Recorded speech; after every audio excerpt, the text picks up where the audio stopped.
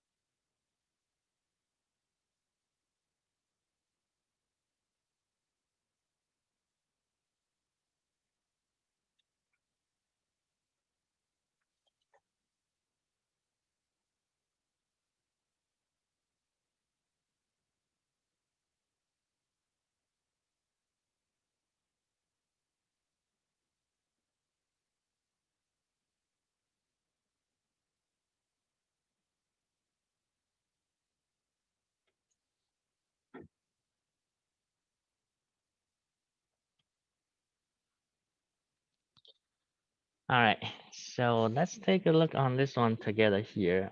It says you have um, a punch bowl of lemonade, 3.99 kilograms, which is pretty much water. So you can treat lemonade as water here in this case. you put a small ice cube into the lemon to cool it, okay, off a little bit. And then it's asking you what's the final temperature of the system, assuming that you can ignore the heat exchange with the bowl and the surrounding. Okay, so we are going to treat it as an isolated system here. It tells us the temperature for the water is 20.5 degrees Celsius. All right, it tells us temperature for the ice is minus 10.2 degrees Celsius. Okay, and so for the lemonade, the mass of it or the water is 3.99 kilogram. And then ice, the mass is 0.0550 kilogram. Okay. All right. So let me stop sharing so you guys can see a larger view from here. Okay.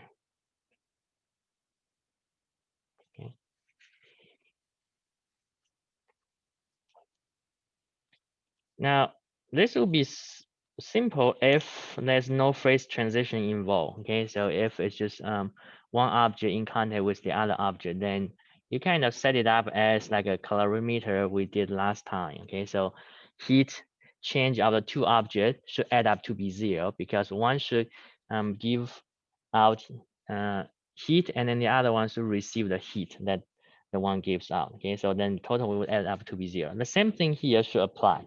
Okay, but we can take a look here.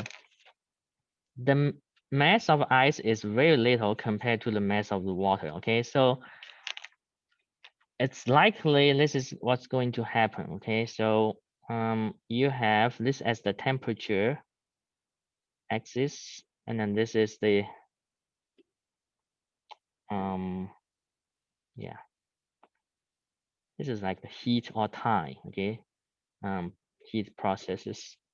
We are going to look at ice here, starting from minus 10.2 degrees Celsius. Okay, the water is up here somewhere 20.5 degrees Celsius. Okay, so for water, because it's at higher temperature, so then it will give out heat to the ice. So then this guy will temperature of water will decrease, right? Like that. I'm assuming this is a linear process, but in reality, probably it's not. Okay, should curve up a little bit or curve down a little bit. But for ice here, so this is on top here. This is the temperature change of water. Okay, it goes down. For ice here, it will go up, right? Because it's at lower temperature, so the heat will be received by the ice initially, and then probably when it reaches 0 here, it will melt. The ice will probably melt, right? Because we only have a small amount of ice. Okay, then after that, this guy is probably not going to be 0. Temperature is not dropping to zero yet, right? So you probably have this one goes up. Okay, and they will meet at this final point. So this is where you are looking for. What's your T final? That's what you're looking for. Okay, so this is more likely what's going to be happening. Okay, so for water, the temperature just goes down, but not reaching 0. But for ice, temperature will raise up and then will hit 0, and then there will be phase transition, and then when it's completely melted, we'll have the temperature of this melted ice or water will be going up. Okay, so the heat process here for water is simply just changing in temperature, right? So in that case, you can say Q for water should be just mass of water times specific heat capacity of water times delta T, right? The change in temperature. So in this case, it will be change in temperature will be negative because it will go down. So then this will be negative, okay? But for ice, Q happen to that amount of ice, it should come from these 3 different processes, right? So Q from 1, Q from 2, and Q from 3. I'm going to call it that way. So it will be Q1 plus Q2 plus Q3, right? That's most likely what's going to happen for the ice, okay? So then, because it says you can ignore the heat exchange between the water, between the ball and the surrounding, so then these two heats should add up to be 0 according to energy conservation, right? So this guy will give out heat, this guy will take in heat. So this is like minus of heat, this is positive of heat, so add up to be 0, okay? So that's the conservation of energy there, right? But anyway, let's see here now what's Q1, Q2, and Q3, okay? So we can calculate what's Q1, Q2, all right? And then we can find an expression for Q3 in terms of TF, okay? And then in here, this QW should be also in terms of QF, okay? So you will have like these two Q1, Q2 are unknowns, Q3 and QW should be in terms of T final, all right? And then you can set up the equation here. At the end, you will have one equation with one unknown of T final here. Okay, so you should be able to solve it that way then. Okay, so let's take a look here. For Q1 here, is equal to the mass. This is for the ice, right? The mass of the ice times the specific heat capacity of the ice times delta T change. Let me call it T change 1. Okay.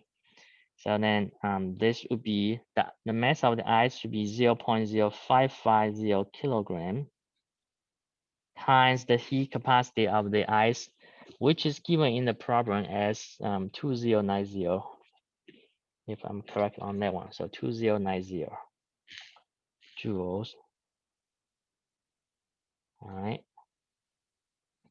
Temperature change in this first process should be the final temperature here will be 0 degree, right? Initial is -10. So 0 minus -10. That will be your delta T for the first process, okay? So you can calculate and then get a number of this Q1, all right? You guys can plug in the numbers there.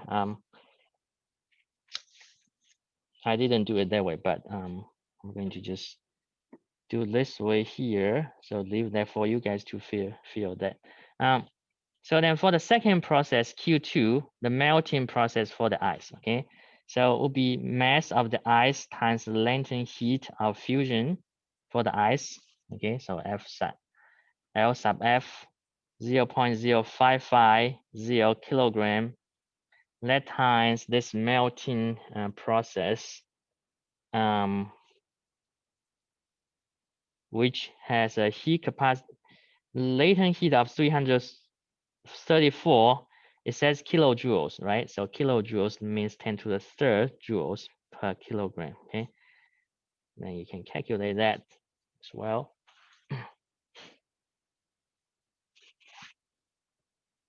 Or maybe let me do it this way so you guys can have a reference. Let me also calculate numbers here in this way. So the first one will be 0.055 times 2090 times 10.5. That will give you, this will be 1,207. Okay. And this one will be 0.055 times 334 times 1,000 will be 18,370 joules. Okay, so this is Q2. All right. Now Q3 should be equal to the mass. So for the ice here, now it's becoming mass, becoming water. So melted ice, the temperature will raise up, reaching the final temperature TF as the unknown. Okay, so M of that water, that should be still M ice, right? Because this amount of ice melted to be water, then the mass stays the same. Times C, in this time, you should use CW, okay? Because your water now already melted into, or your ice already melted into water. So now you should use C of water. Okay, the heat capacity of water. All right, that's something you need to pay attention to because your ice already melted into water. Times delta T3. Okay, so this should be 0.0550 kilogram here. Times water will be 4186. All right, times delta T3 will be T final minus. So from here to here, T final minus 0. Okay, so that's your Q3. Now we don't know Q, we don't know TF, so we'll just leave it there. Okay. Or if you want to calculate, you can calculate what's this guy multiplied by that guy. So let me do that. 0.055 times 4186. Okay, 230.23 times TF. Okay, this is your Q3. All right, now Q of water, let's see what's that. So Q of water should be equal to the mass of water, okay, times C of water times delta T. That should be T final minus initial 20.5. Okay, the water is initially at 20.5. Okay, so this would be 3.99 in kilograms times 4186. All right, times TF minus 20.5. You can calculate it. So what's this guy? 3.99 times 4186. That'd be a relative large number, 16,702. Okay, times TF minus 20.5. Okay, so it should be that number also multiplied by 20.5 there. Let's unit of joules, kilogram, degrees Celsius. So then this is joules, degrees Celsius, because kilogram here and kilogram will cancel out. Okay, and then here, degrees Celsius and degrees Celsius will go away. Okay, so QW is then equal to 16,702 times TF minus this number.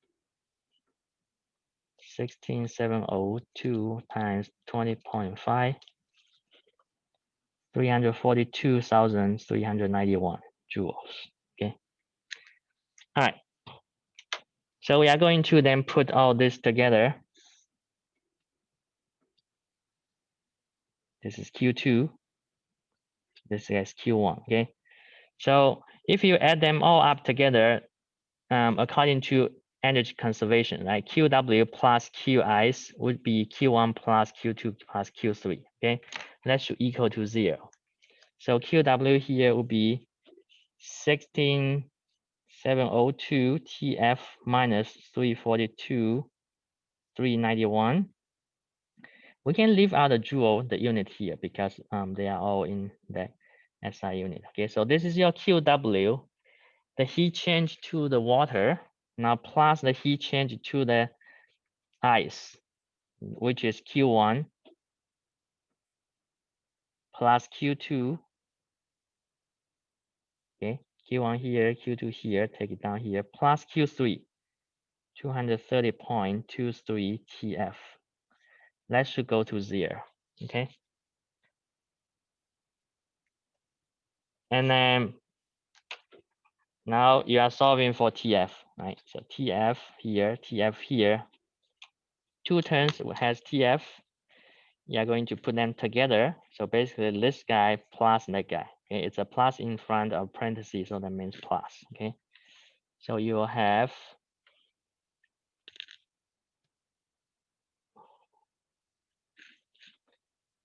16,702 plus 230.23, right? The two together times TF equals to, all right, you are going to move the rest of these ones, like those 3 numbers, to the other side of the equation, right?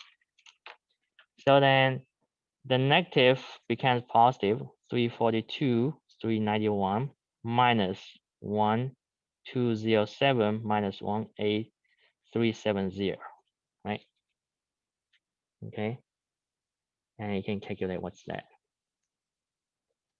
So TF then at the end should be equal to this divided by this guy, right? So 16702 plus 230.23, and then this guy you can write it down. Let me see how much is that. For 342,391 minus 1207 minus 18370. So 322,814 on the top. Okay. So if everything is plugging correctly, this should be equal to 19.1 degrees. All right.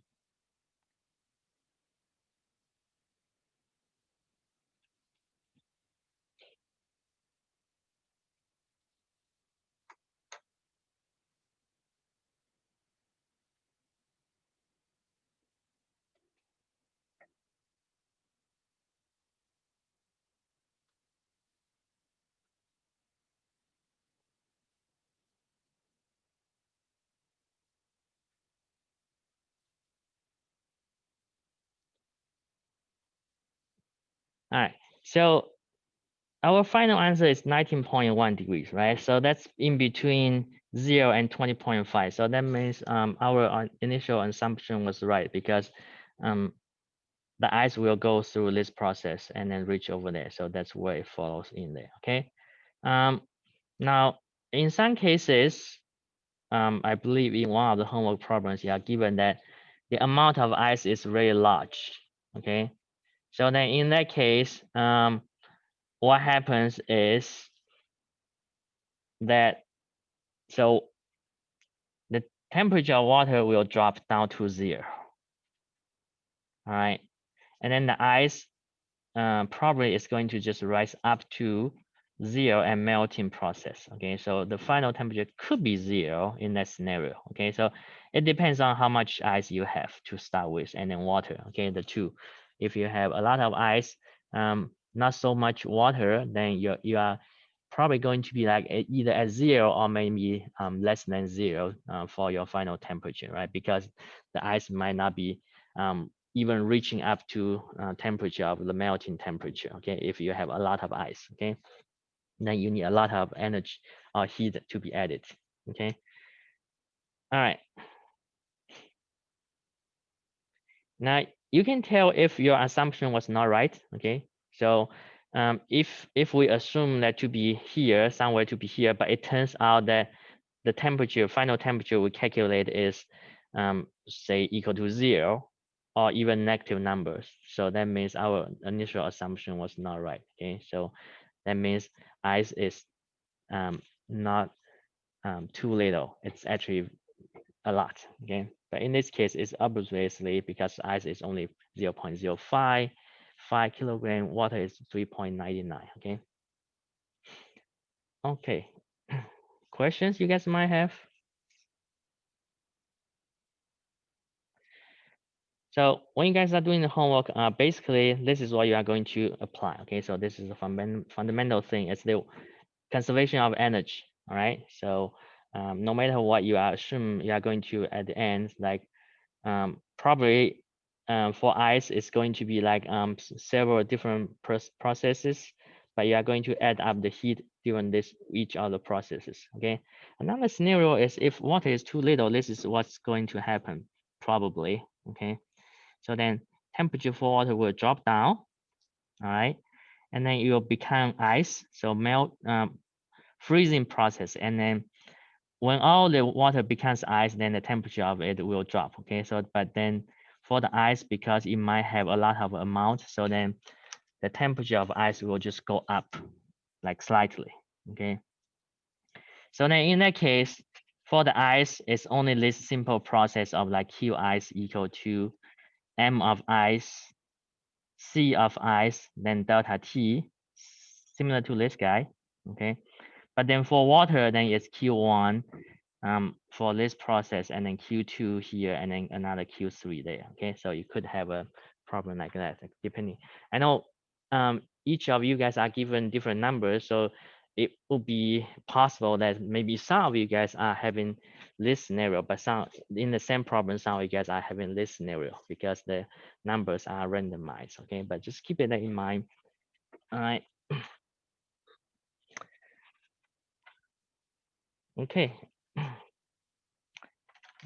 If you are clear on this one, then we can move on to the next topic. Okay, so let me know if you have questions.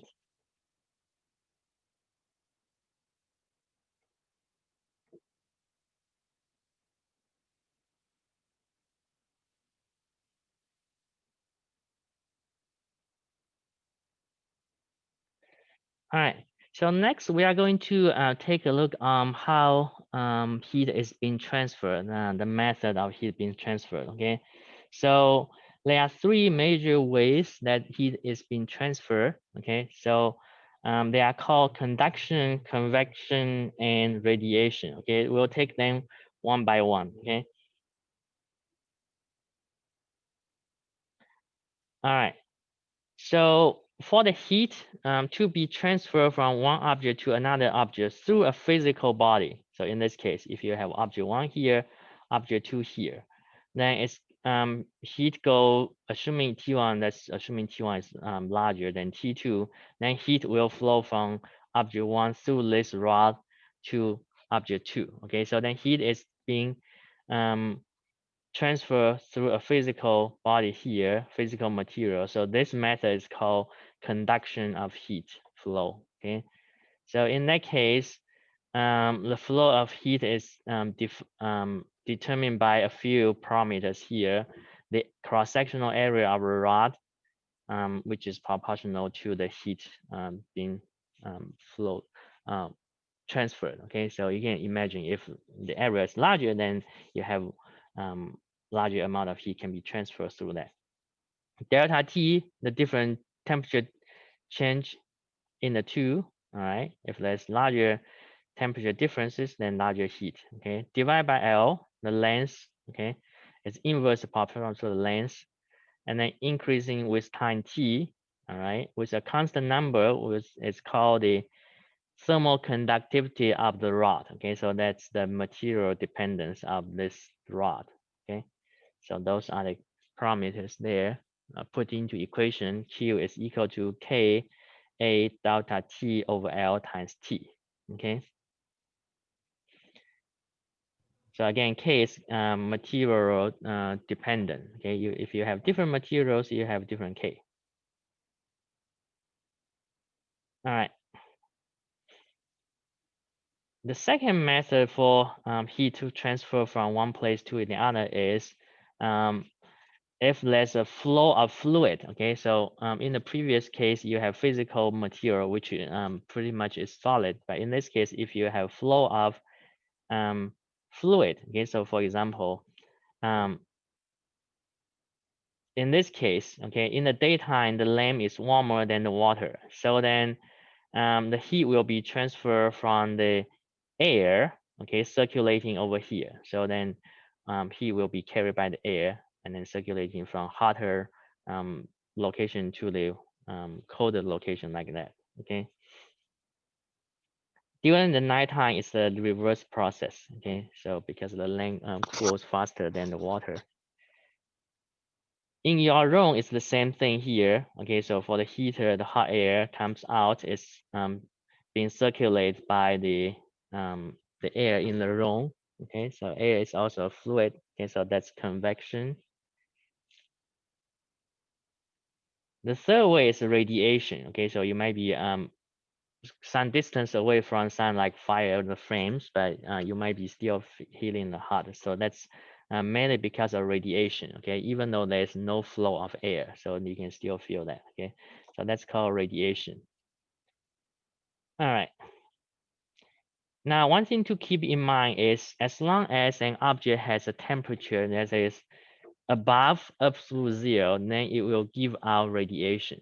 Okay, so it gives out heat in the form of radiation. So in that sense, then everything pretty much in the universe will give out um, heat, but at the same time, um, the surrounding might be hotter, so then it will receive heat as well. Okay, so that's the process of giving out heat and receiving heat.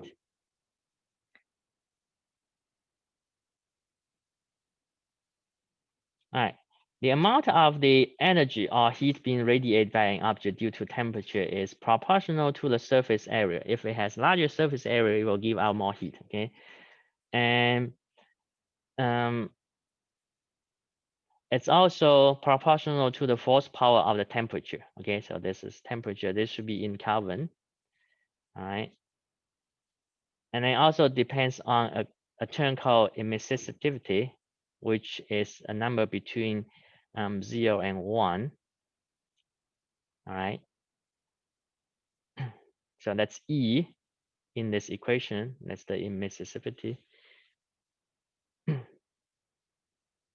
And then a Stefan Boltzmann constant called sigma. This guy, 5.67 times 10 to the minus 8. Okay, watts per meter square times K to the fourth order.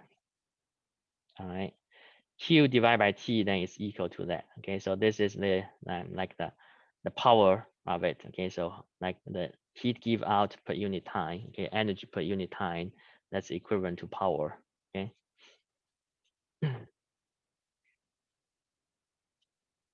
All right.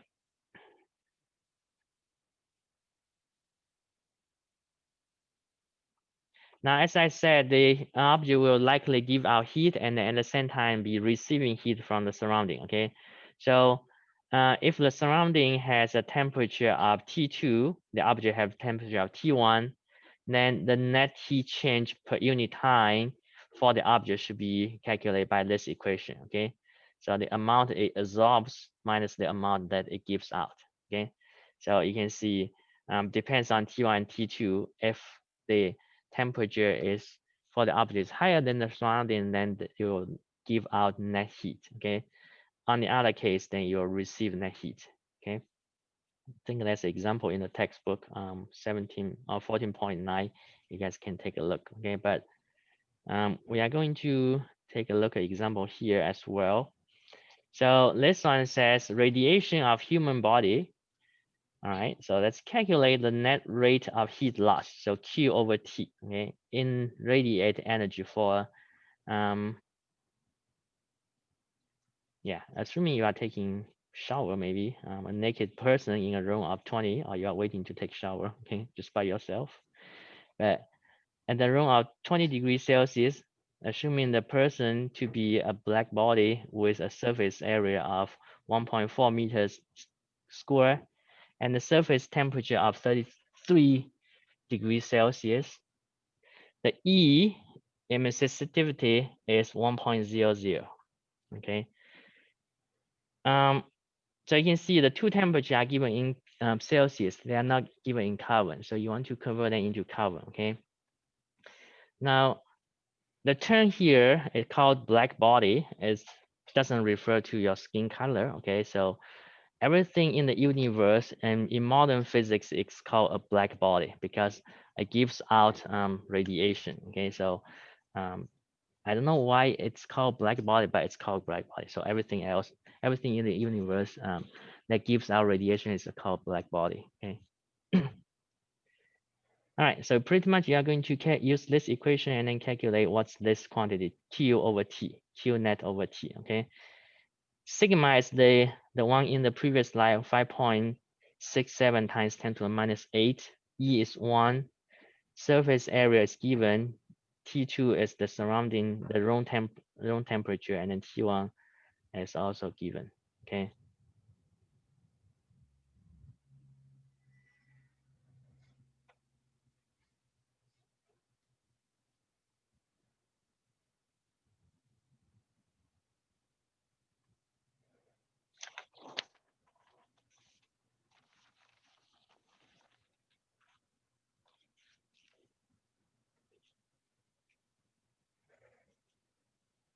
So in this case, Q net over T, that's what you are looking for. and that's equal to E times sigma times A times T2 to the fourth minus T1 to the fourth. Okay. E is equal to 1, sigma is 5.67 times 10 to the minus 8, Kelvin to the fourth. A is equal to 1.4 meters squared.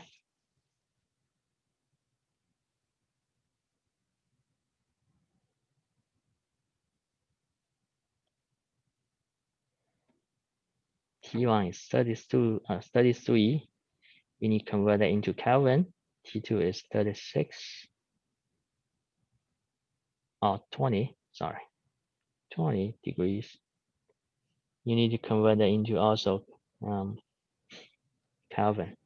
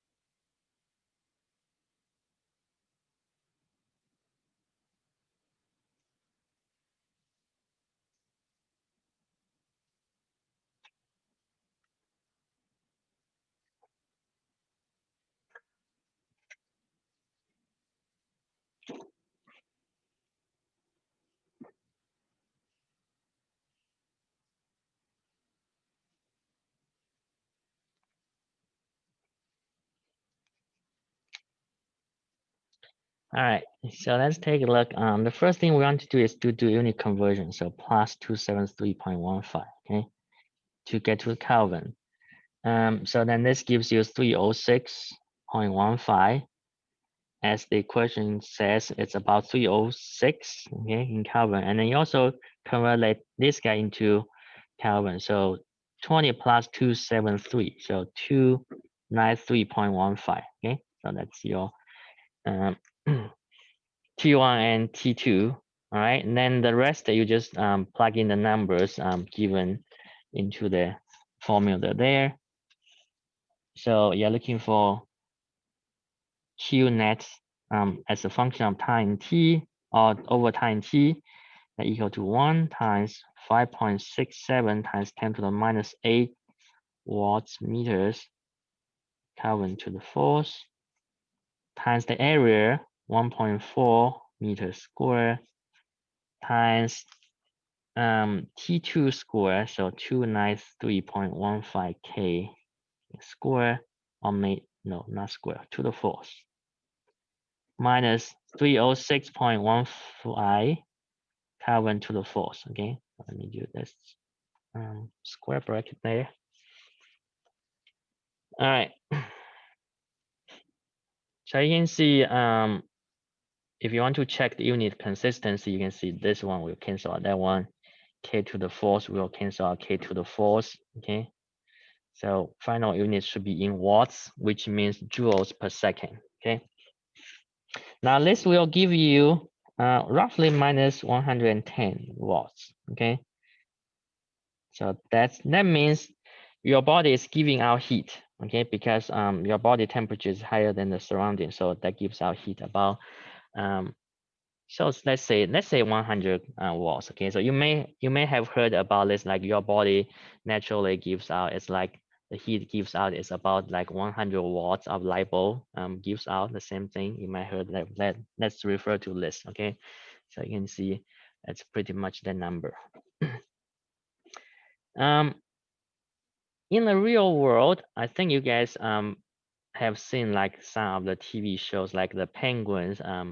They like to come together, right, to keep them warm. That's because their body are giving out heat. So if they can stay together, then that will keep them warm.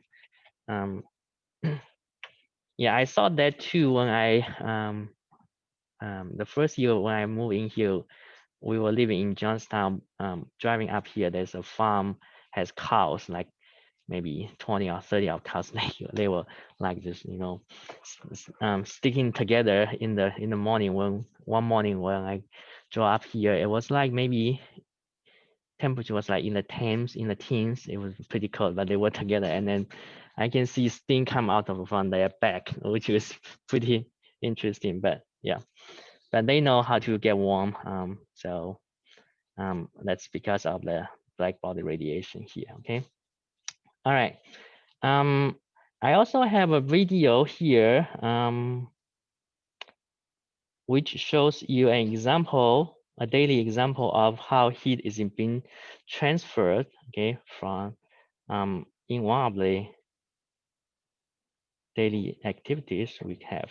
But let me just pull this up. Pause. I need to share this also for the online guys. Let me just put this in the full screen view before I share. Let me put the volume up first. And then also the volume on here, it's up too, okay? All right, I'm going to share it now.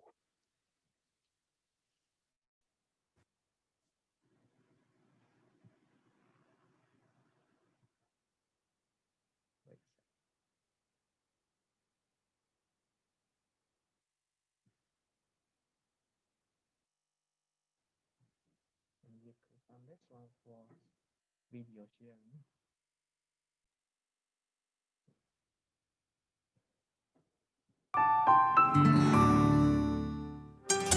Nowhere on Earth are the effects of climate change more visible than near Earth's poles. Global warming has rapidly increased the progression of glacier breakdown and melting. Icebergs are fresh water. They are created when the edge of a glacier meets a sea or ocean, forming an ice shelf that breaks away. Icebergs not only pose hazards for ships, but the rapidly changing landscape threatens the long-term survival of many species that inhabit the region. Icebergs are much larger than they appear from the surface, with 90% of the... Nowhere on Earth are the effects of climate change more visible than...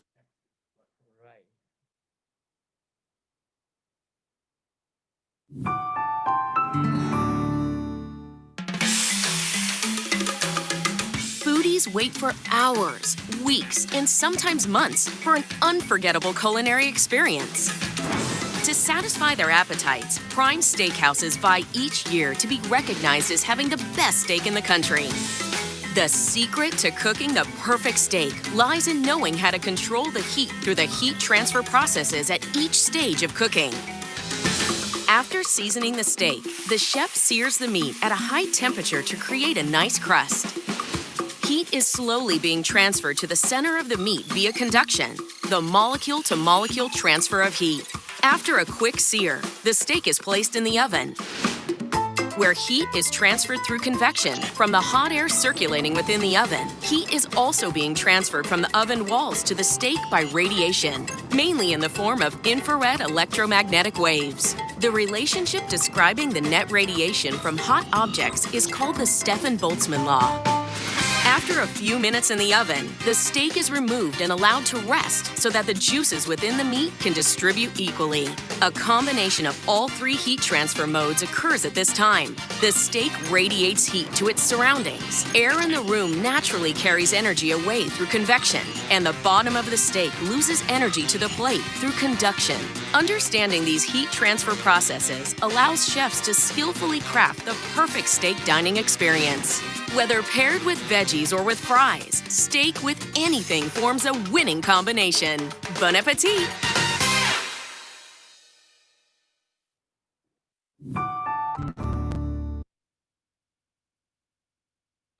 How heat transfer happens every day.